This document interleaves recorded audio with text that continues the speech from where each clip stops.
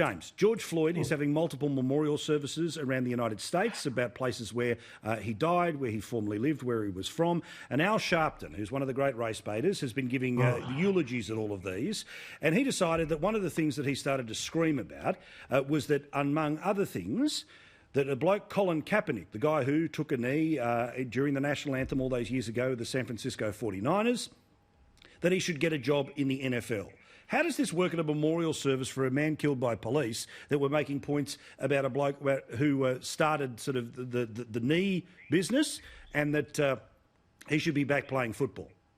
Look, I mean, beyond just the sheer tackiness of using this to try and get a Guernsey for Colin Kaepernick, who I think is probably doing fine off his Nike endorsements, let's not forget that. Al Sharpton, everybody in Australia needs to know, is one of the worst race-baiting hucksters in America, and it is appalling that he is being trotted out right now in the midst of this national tragedy and this national crisis. A little background on Al Sharpton, okay? In the 80s, he made his bones, he made his career because he helped a young woman named Tawana Brawley claim falsely that she had been attacked by a pack of white cops and gang raped. Now, this turned out to be completely false, but he ruined a number of people's lives and careers in the process of making his name. Later on, he would go on to lead essentially an anti-Jewish pogrom in the Crown Heights neighborhood of Brooklyn that resulted in the stabbing death of an Australian Jewish rabbinical student named Yankel Rosenbaum from Melbourne, because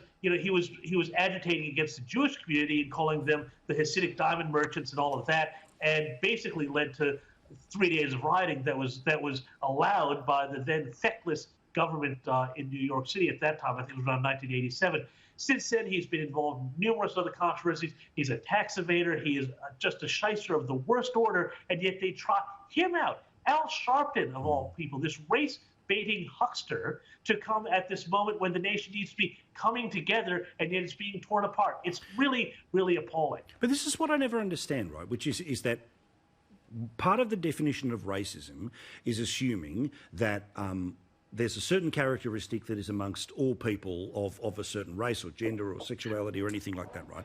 And what I find so strange is that Al Sharpton is the singular figure who's allowed to speak, the singular figure who is automatically asked to speak. He's a little bit, like that celebrity agent who's always able to get to people, whether they're stuck down a mine or whether they've gone missing in the bush for 4 weeks.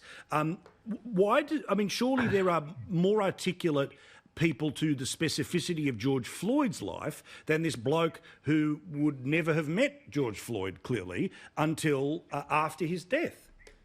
There would be 100,000 pastors in the United States of America who would be able to speak far more legitimately and far more unifyingly than Al Sharpton, whose entire career has been based on race baiting and division. It's a disgrace that they're pulling him out here.